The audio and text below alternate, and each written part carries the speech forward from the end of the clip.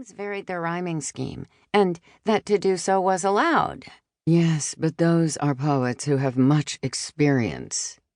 Peebles, with another glance at Lady Sandor, heaved a third sigh and said, "We will leave that discussion for another time. Proceed." Lala shook her papers in a meaningful manner. Really, to be interrupted was most vexing. She had to count on Lady Sandor recognizing genius, even if Peebles didn't. For Dio had taken the invader's own magic and used it to create his army most tragic. Banes of Eris were they, dire and dreadful to be seen. They sailed to Genora, land of Dio's mama, the queen. "Your timing, my child," Peebles murmured, shaking her head.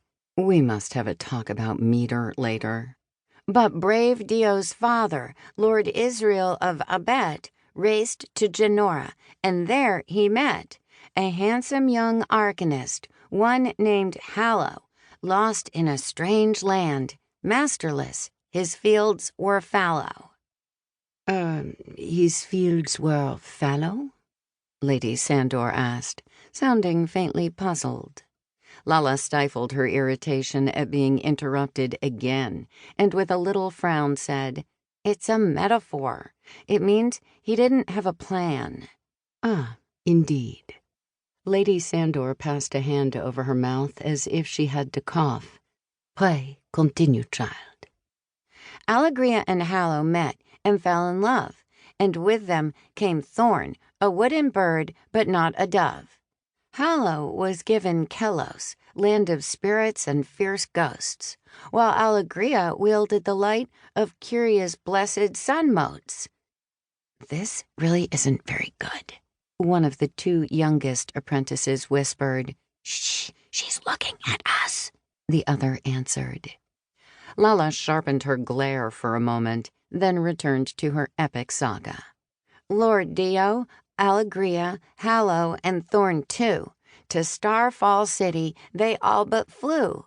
Queen Dasa was prisoner of a heinous brute, wielder of chaos, the captain Rakut.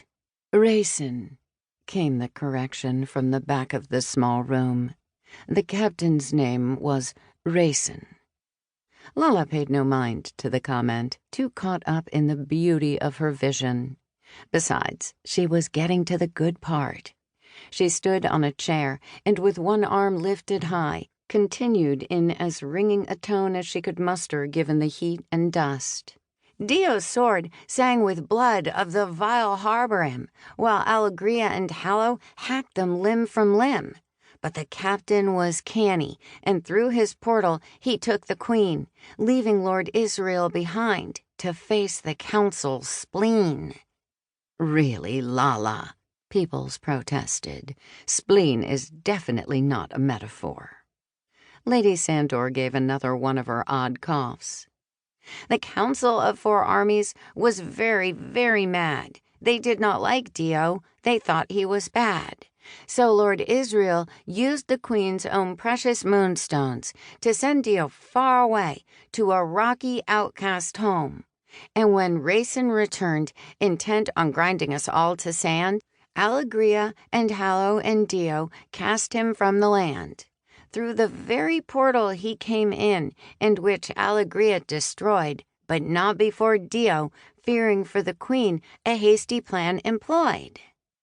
Lala paused, giving them all a look she felt was most potent. Every eye was on her, the room as hushed as a tomb. She dropped her voice until it was almost a whisper. "Now, Dio is gone, and Lord Israel is most grave. Allegria and Hallow seek the 3 moonstones to save their friend and the queen, who are captive on Eris. Find them they must, else surely they will perish." Faint noises of everyday life at the temple wafted in through the window.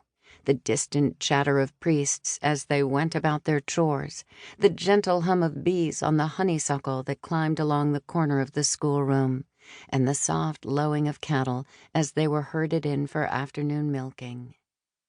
But in the